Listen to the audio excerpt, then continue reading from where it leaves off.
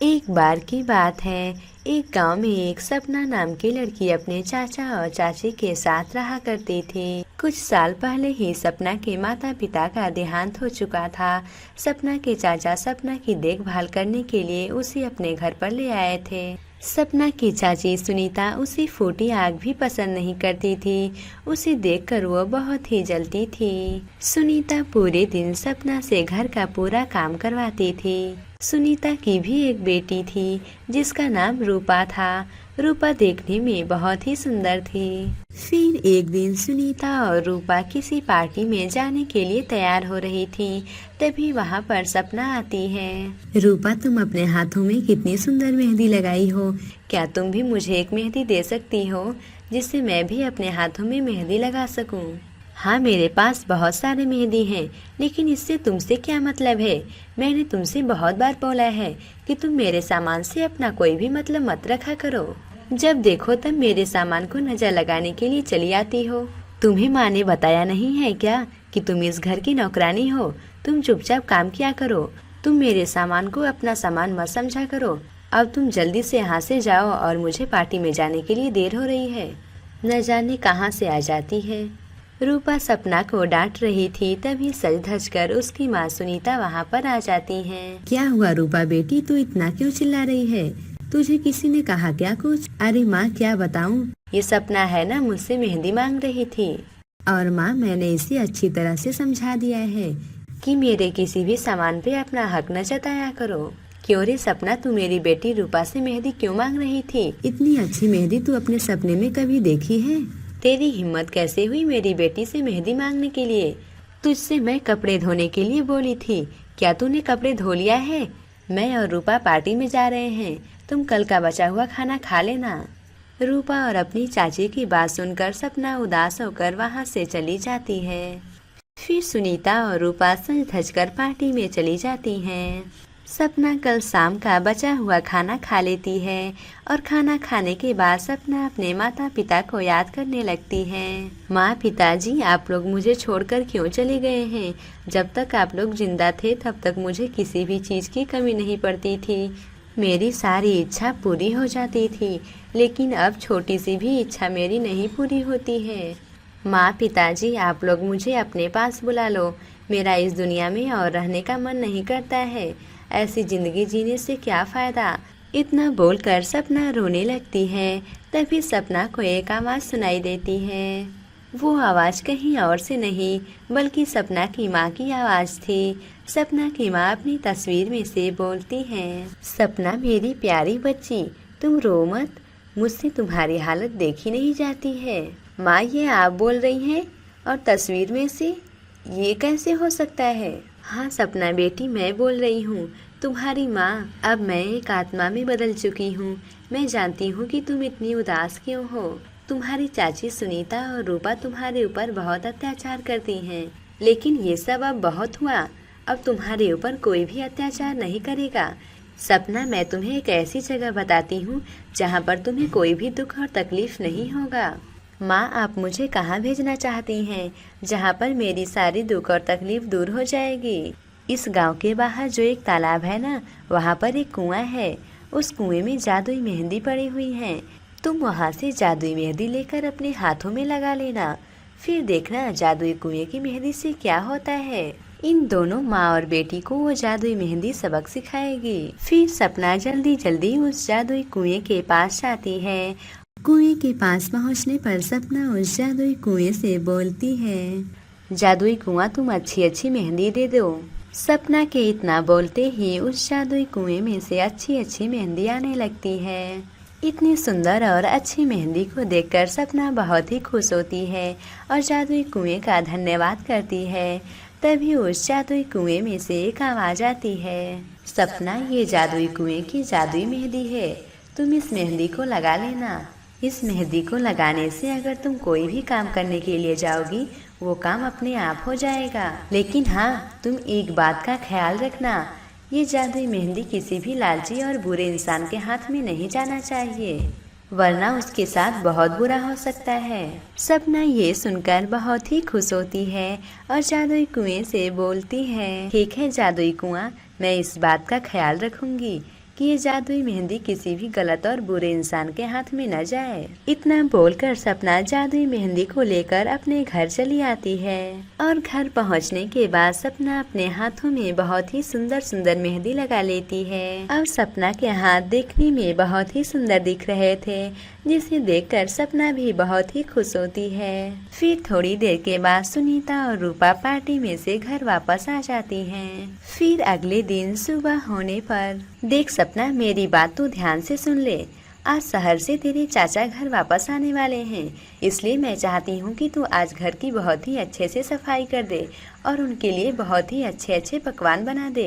तुझे पता होना चाहिए कि तेरे चाचा को गंदगी बिल्कुल भी पसंद नहीं है, इसलिए आज तू घर की बहुत ही अच्छे से साफ सफाई करना और पूरा काम तेरे चाचा के आने से पहले ही होना चाहिए। अगर काम टाइम पर नहीं हुआ तो फिर देखना मैं तुम्हारी कितनी पिटाई करती हूँ।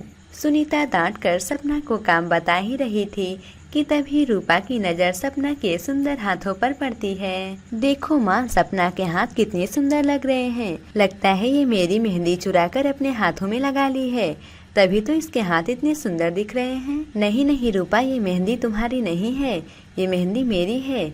अगले बार जब चाचा घर पर आए थे तो मुझे कुछ पैसे दिए थे, उसी पैसे से मैं ये मेहंदी खरीदी हूँ। सपना रूपा से झूठ बोलकर वहाँ से रसोई घर में काम करने के लिए चली जाती है। माँ, सपना के पास कितनी अच्छी मेहंदी है, ये मेहंदी मुझे बहुत ही अच्छी लगी। सपना के हाथों पर वो मेहंदी बहुत ही अच्छी लग रही है। माँ, मैं नहीं चाहती कि मेरे जितना सुंदर किसी और का हाथ दिखे। कोई बात नहीं रूपा बेटी, अगर तुम्हें उस कलमुही सपना की मेहंदी चाहिए तो मैं तुम्हें मेहंदी दे दूंगी। मैं अपनी बेटी को उदास नहीं देख सकती हूँ। इतना बोलकर सुनीता सपना के कमरे में जाती है और सपना से बोलती है, क्यों रे कलमुही, पूरा काम खत्म कर ली क्या, जो कमरे में आकर आराम से बैठी हुई है? हाँ चाची, मैं पूरा काम खत्म कर ली हूँ। अच्छा ठीक है, तुम अपनी मेहंदी कहाँ रखी हो? तुम्हारी मेहंदी मेरी बेटी को बहुत अच्छी लगी है, इसलिए तुम अपनी मेहंदी मेरी बेटी को दे दो। ये सुनकर सपना हैरान हो जाती है कि सुनीता और रूपा दोनों लालची हैं। अगर इन दोनों के हाथ में ये जादुई मेहंदी लग गई तो कुछ न कुछ बुरा होगा। सपना को जादुई कुएं की बात याद आ जाती है, इसलिए वो अपनी चाची से बोलती है, नहीं नहीं चाची, वो मेहंदी मैं आपको नहीं दे सकती हूँ। अगर वो मेहंदी आपके हाथ गई तो कुछ न कुछ जरूर बुरा होगा, आप उस मेहंदी को मत लीजिए। सपना की बच्ची, तेरा दिमाग खराब हो गया है क्या? आज वो मेहंदी मैं तुमसे जरूर लेकर रहूंगी, देखती हूँ कि क्या बुरा होता है। सपना की चाची जबरदस्ती सपना से वो मेहंदी लेकर रूपा के पास जाती हैं और रूपा से बोलती हैं, ले रूपा बेटा, मैं तेरे लिए मेहंदी लेकर आ गई हूँ। फिर रूपा जैसे ही उस मेहंदी को लगाती है, रूपा के पूरे हाथ काले हो जाते हैं, जिसे देखकर रूपा बहुत ही उदास होती है। माँ, ये क्या हो गया? इस मेहंदी को लगाने से मेरे हाथ काले क्यों हो गए हैं? तुम कुछ करो माँ। रूपा के चिल्लाने की आवाज सुनकर वहाँ पर सपना आ जाती है। सपना को देखकर सपना की चाची उससे बोलती हैं, सपना, ये तेरी कैसी मेहंदी है जिसे लगाने से मेरी बेटी का पूरा हाथ ही काला हो गया है? अरे चाची, ये आपने क्या कर दिया? ये जादुई कुएं की जादुई मेहंदी है, लेकिन तुम तो बता रही थी कि मैंने इसे दुकान से खरीदा है। फिर सपना अपनी माँ और जादुई कुएं की जादुई मेहंदी के बारे में पूरी बात अपनी चाची को बताती है। सुनीता ये सब सुनकर अपने किए पर बहुत पछताती है और सपना से बोलती है, सपना मेरी बच्ची, तू मुझे माफ कर दे, मैंने तेरे साथ बहुत बुरा किया है। तू तो हम लोगों का भला ही चाहती थी।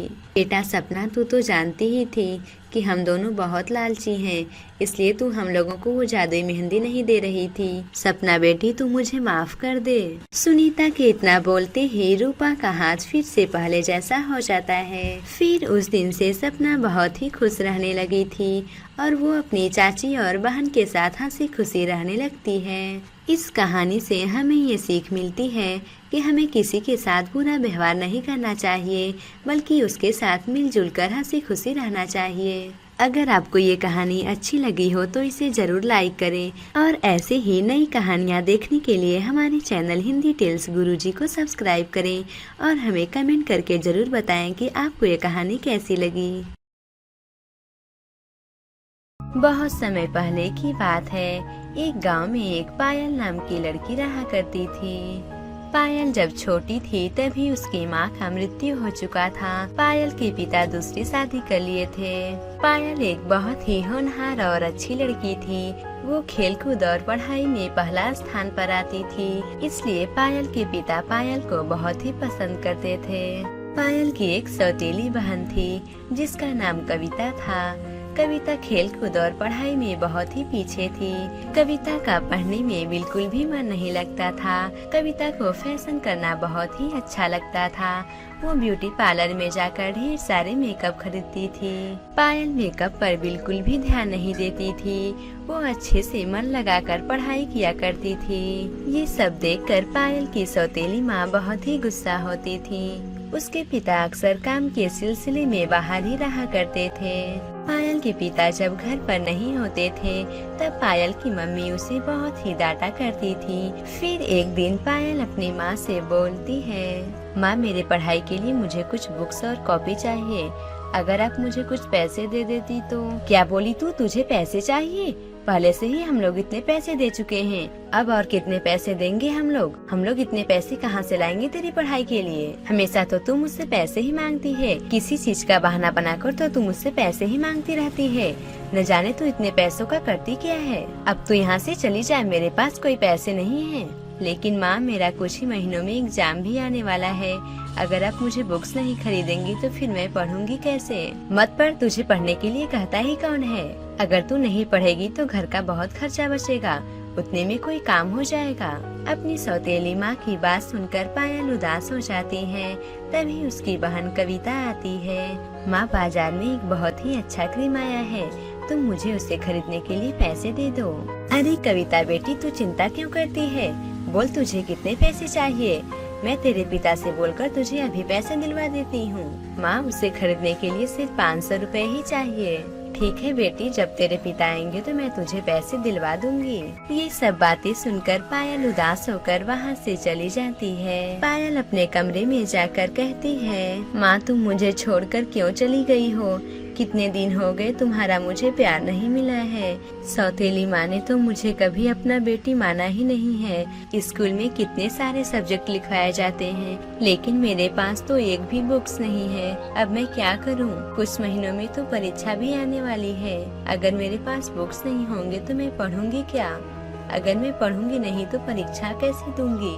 अगर मैं परीक्षा नहीं दी तो परीक्षा में फेल हो जाऊंगी। अगर पापा घर पर होते तो मुझे बुक्स खरीद देते। तभी पायल के मन में एक बहुत ही अच्छा विचार आता है। पायल अपनी दोस्त के हाथ से जाकर पूरी बुक ले आती है और रात भर जागकर पढ़ाई करती है। फिर कुछ महीनों के बाद पायल का एग्जाम आ जाता है। पायल बहुत ही मेहनत करके परीक्षा में फर्स्ट आती है। अरे मैं तो परीक्षा में फर्स्ट आई हूँ, लेकिन क्या फायदा, मैं तो आगे की पढ़ाई कर ही नहीं सकती हूँ। आगे की पढ़ाई करने के लिए तो कुछ पैसे चाहिए, लेकिन मेरे पास पैसे कहाँ से आएंगे? अगर मैं पैसे सौतेली माँ से मांगी तो वो मुझे बहुत डांटेगी और मुझे कहीं मार भी ना दे। माँ अगर तुम होती तो मुझे इतना दुख नहीं झेलना पड़ता। मुझे आगे अभी पढ़ना है, लेकिन एडमिशन के लिए पैसे कहाँ से लाऊंगी? फिर उस दिन रात को जब पायल सो रही थी तभी उसे एक आवाज आती है, बेटा पायल। आवाज को सुनकर पायल घबरा जाती है और उसकी नींद खुल जाती है। कौन हो तुम? सामने आओ। पायल की बात सुनकर एक आत्मा बाहर आती है। वो आत्मा किसी और की नहीं थी बल्कि पायल की माँ की थी। पायल की माँ पायल से बोलती है, बेटा पायल, मैं तुम्हारी माँ हूँ। मेरी मृत्यु के बाद मैं एक आत्मा में बदल चुकी हूँ। पायल बेटा, मैं जानती हूँ कि तुम्हें इस घर में बहुत ही दुख और तकलीफ है। तुम्हारी सौतेली माँ और बहन तुमसे बिल्कुल भी प्यार नहीं करती हैं और बात बात पर तुम्हें डांटती रहती हैं। पायल बेटा, मरने के बाद मेरे पास कुछ जादुई शक्तियाँ आ चुकी हैं। मैं उन शक्तियों से तुम्हें एक जादुई पर्स देती हूँ। वो जादुई सुनहरा पर्स तुम्हारी सौतेली माँ को सबक सिखाएगा। ये लो बेटा। लेकिन माँ, मैं ये जादुई पर्स सौतेली माँ को कैसे दूंगी? बेटा, तुम इस जादुई सुनहरे रंग के पर्स से बोलना, जादुई सुनहरे रंग के पर्स, तुम पर्स की बारिश कर दो। तुम्हारे ऐसा बोलते ही जादुई पर्स की बारिश होने लगेगी। तुम उन पर्स में से एक पर्स अपनी सौतेली माँ को दे देना, फिर देखना उसके साथ क्या होता है। और पायल बेटा, तुम इस सुनहरे पर्स से अगर जो भी मांगोगी, ये जादुई सुनहरा पर्स तुम्हें वो देगा। इतना बोलकर पायल की माँ का आत्मा वहाँ से चला जाता है। फिर अगले दिन सुबह होने पर, जादुई सुनहरे रंग के पर्स, तुम मुझे पर्स दे दो। पायल के इतना बोलते ही उसके कमरे में जादुई पर्स की बारिश होने लगती है। ये सब देखकर पायल बहुत ही खुश होती है और एक पर्स को लेकर अपनी सौतेली माँ के पास जाती है। माँ, वो कल मैं बाजार गई थी तो मैं आपके लिए एक पर्स लेकर आई हूँ। मैं सोची कि आपके पास एक भी पर्स नहीं है तो मैं ये पर्स आपको दे दूँ। लेकिन तेरे पास इतने पैसे कहाँ से आए? वो माँ, मैं आपसे बताना भूल गई। मेरे पास कुछ पैसे रखे थे, मैं उसी पैसे से आपके लिए पर्स खरीद कर लाई हूँ। पायल की सौतेली माँ जब वो पर्स देखती है तो उन्हें बहुत ही पसंद आता है, इसलिए वो पायल को मना नहीं कर पाती हैं। फिर पायल की सौतेली माँ वो पर्स अपने पास रख लेती है। अब पायल की सारी दुख और तकलीफ दूर हो गई थी, क्योंकि पायल जादुई पर्स से पैसे मांगकर अपने लिए सभी चीज खरीद लिया करती थी। फिर एक दिन पायल की सौतेली माँ वो जादुई पर्स को लेकर किसी पार्टी में जाने वाली थी, तभी पायल की माँ की आत्मा उस जादुई पर्स में से निकलती है। क्यों बहुत दुख दी हो तुम मेरी बेटी को? अब देखो मैं तुम्हें कैसा मजा चखाती हूँ, तुम्हें भी उसका दंड जरूर मिलेगा। इतना बोलकर पायल की माँ की आत्मा में से एक डंडा बाहर निकलकर पायल की सौतेली माँ की पिटाई करने लगता है। हो गया, मुझे बहुत दर्द हो रहा है, अब तुम मुझे माफ कर दो, मुझे माफ कर दो, आगे से ऐसी गलती कभी भी नहीं होगी, मुझे माफ कर दो। अब से हम पायल को बहुत ही अच्छे से रखेंगे, अब उसे कभी भी कोई दुख नहीं होगा। मुझे अपनी गलती का एहसास हो गया है, तुम मुझे माफ कर दो, आगे से तुम्हारी बेटी को हम बहुत ही अच्छे से रखेंगे। अब मैं एक आत्मा बन चुकी हूँ, मैं जब चाहे तब यहाँ पर आ सकती हूँ। अगर तुमने मेरी बेटी को कभी भी दुख और तकलीफ दिया तो फिर देखना मैं तुम्हारा क्या करूँगी। फिर उस दिन से पायल की सौतेली माँ को अपनी गलती का एहसास होता है। अब पायल को वो किसी भी चीज की कमी नहीं करती थी। अब पायल भी अच्छे से पढ़ाई करने लगी थी। पायल की माँ कुछ दिनों तक देखी, फिर वो समझ गई कि यहाँ पर सब कुछ ठीक चल रहा है। फिर पायल की माँ की आत्मा को मुक्ति मिल जाती है, फिर वो हमेशा के लिए यहाँ से चली जाती है। फिर पायल की सौतेली माँ पायल से अच्छे से व्यवहार करने लगती हैं। फिर वे सभी लोग खुशी खुशी रहने लगते हैं। इस कहानी से हमें ये सीख मिलती है कि हमें कभी भी किसी को दुख और तकलीफ नहीं देनी चाहिए, बल्कि उसके साथ हंसी खुशी मिलजुल कर रहना चाहिए।